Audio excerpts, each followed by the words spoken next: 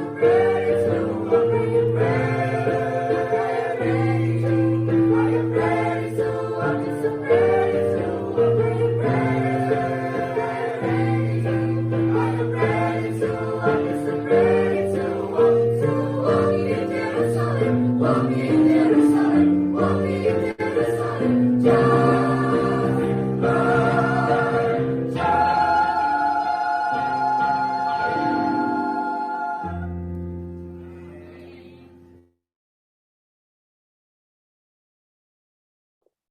Amin, terima kasih sekali lagi untuk Kota Wisata Yot yang sudah memberikan suasana dari awal acara webinar ini. Dan sekarang tiba saatnya kita akan mengadakan sesi Q&A. Karena waktu terbatas juga, mungkin 1 atau 2 orang boleh bertanya. Apakah ada yang ingin bertanya? Pertanyaan boleh ditulis secara private melalui kolom chat atau langsung raise hand dan open mic.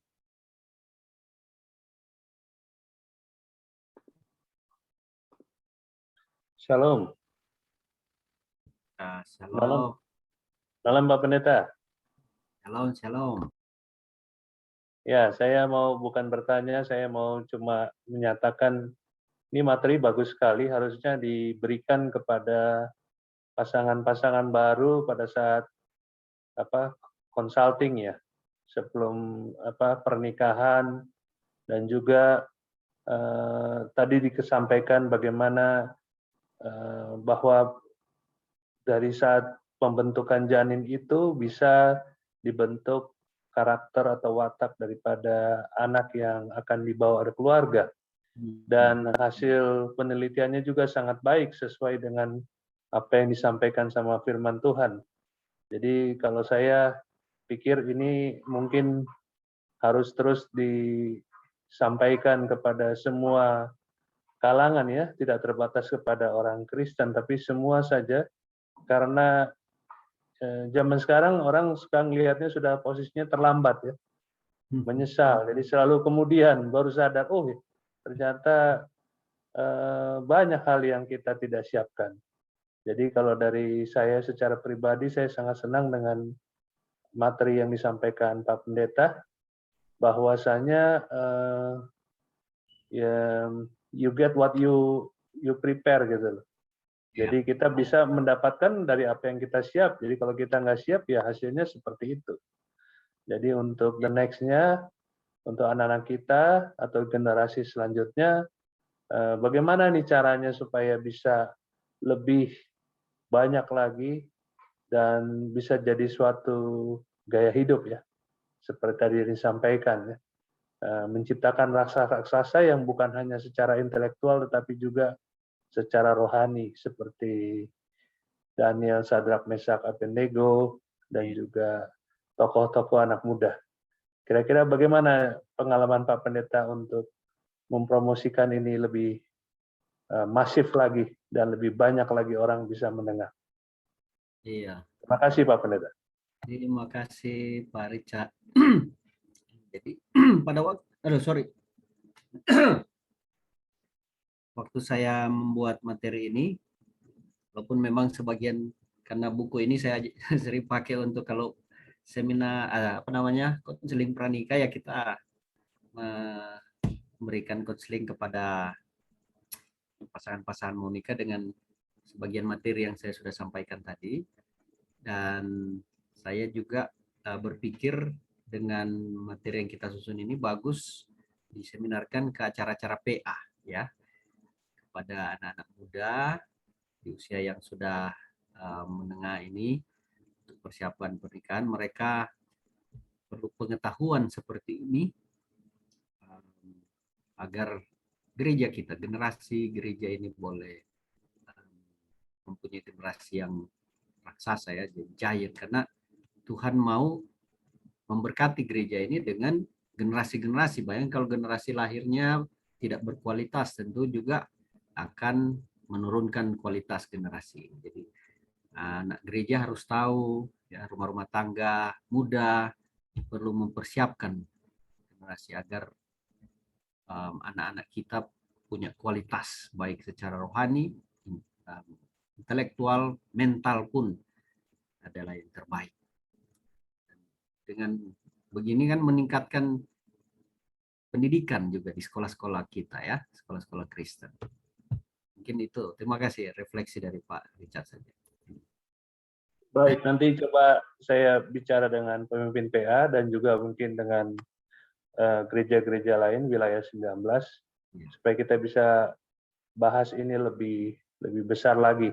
sehingga lebih banyak lagi orang-orang yang akan, anak-anak muda yang terberkati dengan firman Tuhan ini. Iya, siap. Kita buat cara gabungan lah ya. Terima kasih Bapak Richard. Apakah ada lagi yang ingin menyampaikan atau mengajukan pertanyaan? Jika tidak ada lagi, mungkin Pak Pendeta bisa menutup dengan beberapa kalimat, mungkin closing statement-nya. Ya, melihat dari kehidupan bangsa Israel, karena bangsa Israel ini adalah bangsa pilihan Tuhan, walaupun mereka sudah ditolak ya secara umat khusus, di mana orang-orang yang mau diselamatkan akan hidup seperti bangsa ini, tapi berkat kepada mereka ini tidak hilang ya. Kemampuan-kemampuan yang mereka miliki sejak ribuan tahun lalu itu bagaikan warisan yang sudah turun-temurun, dan orang baru mengetahui rahasia-rahasia bangsa ini saat ini ketika mereka melakukan penelitian-penelitian ya, dan mereka dapati apa yang secara sains zaman ini temukan itu sudah dipraktikkan ribuan tahun oleh orang Israel. Kenapa? Karena Tuhan memberikan kepada mereka hikmat ya. Hikmat ini sudah bercampur dengan pengetahuan ya, kepintaran, firman Tuhan ya, kebijaksanaan ada pada mereka, dan ilmu ini ada di setiap keluarganya orang Israel yang turun-temurun mereka praktikkan. Dan itu ada secara prinsip, ada di dalam Alkitab ya, ada di dalam Alkitab. Prinsip-prinsipnya mereka praktekkan. Tinggal istilahnya teknik-tekniknya secara detail mereka praktekkan di dalam keluarga. Tapi ilmu kesehatan ya, ilmu kerohanian, kemudian ilmu pendidikan, semua ada di dalam Alkitab. Kita sudah lihat beberapa ayatnya, dan jika kita mempraktekkan apa yang Alkitab ajarkan, kita melihat bukti nyata ajaran Alkitab dalam kehidupan orang Israel yang mereka hidupkan ya, dari generasi ke generasi, membuktikan apa yang firman Tuhan katakan itu benar. Amin. Bukti nyata ajaran Alkitab itu ada pada kehidupan mereka, dan faktanya mereka adalah orang-orang giant di dunia ini. Mulai dari zaman para nabi, mulai dari zaman tokoh-tokoh gereja, mereka giant secara intelektual, secara rohani, ya, secara fisik mereka hebat. Ya. Walaupun kadang ada yang terlalu ekstrim sehingga mereka melanggar firman Tuhan, ya. Tapi karena kemampuan yang Tuhan berikan kepada mereka, ada yang benar-benar memanfaatkan dengan benar, mereka lah menjadi tokoh-tokoh gereja yang kita kenal. Bayangkan kalau kita hidup waktu itu sama-sama dengan Musa, Daniel, Sadrak, Mesak, Abednego, Elia, Elisa, ya,